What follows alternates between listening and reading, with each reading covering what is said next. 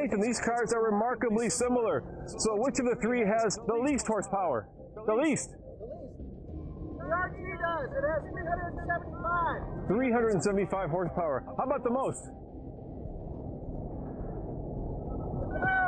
The Camaro has the most? 426. 426. And what's the Mustang come in at? Come on, let's go, let's go. 420 horsepower. 420 horsepower.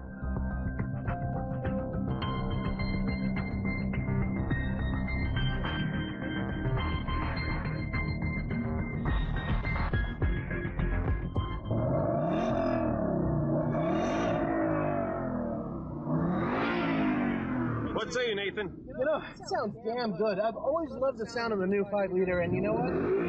It's just, it's mean and it's sharp. And it's a real sharp. Visceral, huh? Yeah. Visceral.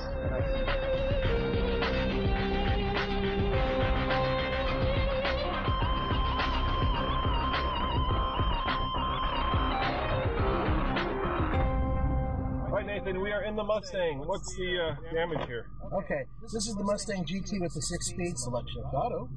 And with one option group, it comes out to $41,510, according to the sticker which we have with us. Fuel economy, combined 20 miles per gallon. This has the leather package and a couple other things, but for the most part, actually that's a little pricey, isn't it? It's over 40 grand. You know, they're all in the $40,000 range. I mean, these cars are remarkably similar. And the Mustang, I have to say, is starting to look a little bit dated, but that's because this is the last year of this particular model. Of course, we know that there's a new one coming, but it's not out yet, so we test what we got. Yeah, it would be funny if Chrysler got their hands on the brand new one. I have a feeling we wouldn't be anticipating if that were the case. There we go. Sounds good. Yeah, it does sound really good. That 5-liter. Whoa! Well, there we go. We're testing the suspension, Nathan. That suspension is awesome. Actually, did okay. I did okay, yeah. Meathead, don't do that again. It was very controlled. Yes. You know, it's a bounty of riches. You know, all three of these cars are just phenomenal. You can't find a lot wrong with the engine note. You can't find a lot wrong with the engine, but a lot wrong with this. Yeah, you know, Ford was doing pretty good with the design, the look of the interior. I always thought it was good looking, but the actual materials they have on the doors and whatnot, it's just remarkably cheap, especially once you sit in the Dodge. And even in the Camaro, it's pretty cheap on the inside too, but it's actually a little bit nicer physically touching than the Ford. Yeah, and I do like the steering wheel, Nathan. I do like you said, the design of it, but I'm not enthralled by the materials that Ford uses, unfortunately. Yeah, but hopefully that's going to change with the new model. You know, everything we're saying about this car, you guys can always say, hey, you know, the new model's going to be different, and we know that. But the bottom line is that where this car is and what it does, I think that it's still a damn good car for the money, and seats are relatively comfortable. Nathan, we have a closed road ahead of us. Is that a closed road in front of us? That's a closed road. Oh my goodness gracious. In sport mode, and I'm just going to floor it. We just let the car do the work, right? Now, yeah, and remember guys, impromptu, 2 people in the car, 500 pounds worth of weight, just so you know. Just so you know. Rev it a little bit. There we go. Got a little bit of wheel spin. It's nice. You know what I mean? It doesn't kill you. And there's 60. Look at that. 5.55 with 2 people in it. Oh. Bottom line, this is actually a very quick car. One thing I really like about the Mustang, compared to the other two, is this is the smallest. It's definitely the most compact, and it feels like it's really light on its toes. Like, does it not feel very, I mean, like really tossable? Yeah, it does. It feels like it's the most sports car of these three, because let's face it, these are now muscle cars, right? Yeah, these are muscle cars. Yeah, this feels like the one. It's a pony car. Well, you get the end of the argument. I know, then everybody gets in the argument. But let's say this is the one that feels like it would be the most at home on a track. So let's sum up the Mustang. I think it's definitely the smallest, least amount of room, but at the same time, certainly has some of the most panache. I mean, yeah, it's point and squirt, you know what I mean? Yeah. It really, and I've taken these on tracks. Still one of my very favorite track cars ever that you can buy, drive every day, and put on the track is the Boss 302. That is just an amazing, amazing car, and I really hope Ford brings it back in fit.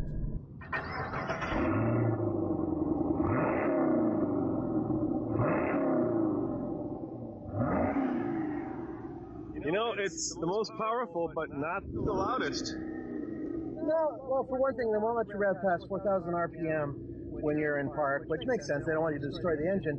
But it's very, very quick. It just zaps up to 4,000 RPM almost instantly. It's very, very trigger happy. And it gets raspy. Yeah, it's a little raspy. It's not as sharp as the Mustangs, and it's not quite, well, it just doesn't really feel the same as the RT, but I'll tell you, it sounds pretty good. All right, Nathan, we are now in the Camaro, and the thing that strikes me immediately is this is a much more... intimate? Yes, I was going to say low visibility. I mean, this is like if you're gangsta, this is the one you drive, right? Because you are down low, you are in this car, you do not sit on top of it, you do not sit anywhere except for inside of it, and deep down inside. Yeah, it's like you might be known as the U-boat commander. I like this car. I like it a lot. It is the most powerful. How much does it cost? Total price on this one is $40,585. So it's a little bit cheaper than the Mustang GT. Yeah. And it comes with, it's about the same amount of stuff, including the 6-speed automatic transmission. Now, by the way, we've been hearing a lot of people say that the automatics in both the Camaro and the Mustang tend to be faster than the manual transmissions, 0 to 60. I don't know if that's true. I do know that they are quick. And we're about to find out, aren't we? Because I think we're going to do a 0 to 60. Hell yeah, we got an open roll. We got to do a 0 to 60. And this time I didn't hit the button. Yeah, thank you for doing that. Now this is a much larger engine. You know, the Mustang has a 5-liter V8. This is a 6.2-liter V8. So it is a very different type of animal feel, a different animal. Yeah, different animal. That's good. I think. And this car, they're all kind of retro cars, right? Because they're all harkening back to the glory days of muscle cars. But this one specifically with these gauges down here. I love the gauges down there, even though some of them are kind of useless. Because the one thing you don't want to do is take your eyes off the road and then look down and see what your engine temp is. But it looks really cool, and looks are really what's important here, right? And this interior is nicer than the Mustangs, right? The plastics are a little bit nicer. You've got French stitching. It just feels like they spent a little bit more money on it. It does feel like more, and it recently it wasn't this nice. They actually upped their game a little bit to make a nicer interior. So it's nice that they actually listened to people who were criticizing how cheap the other interior was. All right, here's our closed road. Let's see what's this one goes 0 to 60. I'm thinking it's going to be, what do you think? Certainly in the 5s. Yeah, see, the Mustang was 5.55? Yeah. Ready? Yeah, it's good. There we go. Ooh, a little bit of lag. There comes the power. It's much more serious. And there's 60. There you have it, 5.76. 5.76. The Mustang hooked up a little bit faster, it felt. It did feel a little bit faster, but give or take a tenth of a second, they're pretty damn close. Pretty damn close, yeah. I mean, I'm sure if we were to do it again, we'd probably get a different time and get them closer and closer. Yeah. Here's the thing, guys. We cannot control the air temperature outside, and it is warm. Although we are nearly at sea level here, it's just basically what you do with real-world testing. So you're about to go on a freeway, and you just punched it, just like we did. You might have a similar time. It's very similar to the Mustang, but I have to say the Mustang feels a little bit more nimble. This feels more of like a cruiser, and the Mustang feels more like a sports car. Yeah, the Mustang feels like it's up on its tippy toes, ready to dance, whereas in this one, it feels a little bit more serious and a little bit more hunkered down. I know that was done on purpose. I really enjoy flogging both of them. I really do. They're just so much fun to drive hard. But I think that the Mustang may have the edge on fun to drive just a little bit, because you can actually see out of it. This one can scare you a little bit when you're driving, because you literally cannot see out at certain angles. Yeah, this is certainly, I'd call the Challenger the bad boy of the bunch, but this one certainly has a lot of attitude. Now this is pissed off. This is a pissed off car. The Challenger's not as pissed off as this car. This one, it's mad at you for even driving.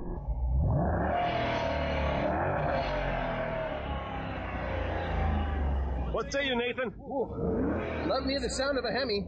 Now, it's the least powerful of the three, but it still sounds good. Oh, it sounds great. Don't get me wrong. I mean, any good V8 sounds good, but this one, it's actually a little bit more sophisticated than I thought it would sound, and it's still gratifying. And it's a Hemi. It's a Hemi. All right, Nathan. The newest of the bunch. And the newest in terms of updates. Yes. This is 2015. The other two are 2014s, obviously.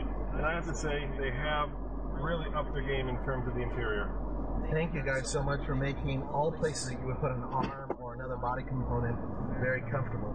Yes, this is padded actually. The other two are hard plastic. Yeah. Here it's nice and soft. Yeah. By far, biggest car of the bunch. By far the biggest car, and by far the most comfortable. Yeah. Yeah, you can actually put people in there, they wouldn't right in the head you. Yeah, exactly. It's actually a realistically drivable four-person car. Now, It feels the biggest thing. it does, and it is. It drives the biggest. It does drive big too. Now here's the thing, guys. I know you're going to notice that the key shifting. It's because we had the 6-speed manual with this. There is an 8-speed automatic option, which is actually faster. But we couldn't get our hands on one. Couldn't get our hands on one. You know, we tried, but they only had actually 2 of these. Yeah. Too many damn Hellcats. And all the Hellcats and also the 392s. Yeah. And like 1 or 2 of the V6s, which by the way, those are sweet cars too. This particular model is sort of right there with the Mustang and the Camaro in terms of being the mid-level fast sports car. This one has a much more comfortable, quieter interior. This one has much nicer seats. And it has the best materials, by far. What's the price? This one is $38,075. It's the cheapest.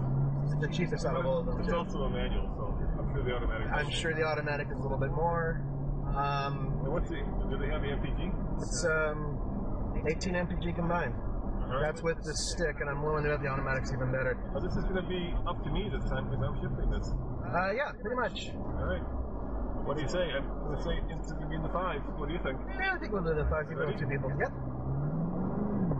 All right. Not a great hookup. Come on, 60 in it. Oh. You know what, though? You bogged at the beginning. And I couldn't hit 60 in second gear. That's going to be trouble. Ah. You know what that means? I mean, try it again. Let's try again. Yeah. That means we're going to do it one more time.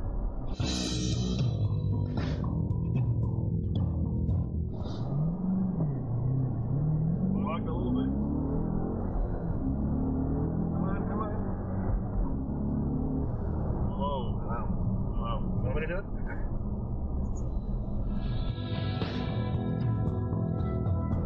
Yeah. If you want to try it, give it a shot. Yeah.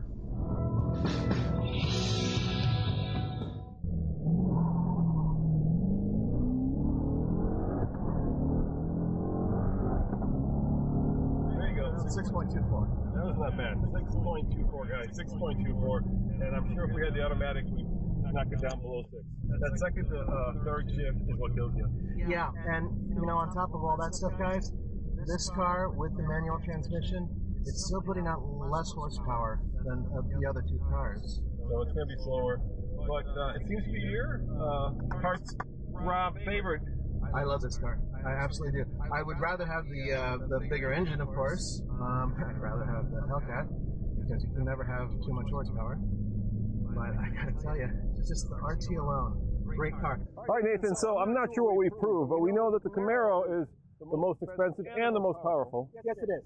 And the Challenger has the most up-to-date transmission, an 8-speed. That's right. You can get the 8-speed with it, and it's the cheapest amongst all 3. That's right. It's the cheapest at $38,000, and of course the Mustang is going away, and the new one's coming. So we'll have to do this all over again. We'll have to. I don't want to do the running part. We'll do it all over again. But the point is, guys, is that the new Challenger, well, it's new, all over, new transmission, new interior, and even though it doesn't have the most power, it certainly drives like it does. Now this has been a really impromptu review. Obviously, we didn't have a lot of chance and a lot of time to do this, but if we get into Colorado, we'll do a full review of all 3. Hell yeah. As always, this is Roman. And Nathan. Saying thanks for watching, and check out the Fast Lane Car, TFLcar.com for News, views, and real-world reviews. Ciao. See you next time.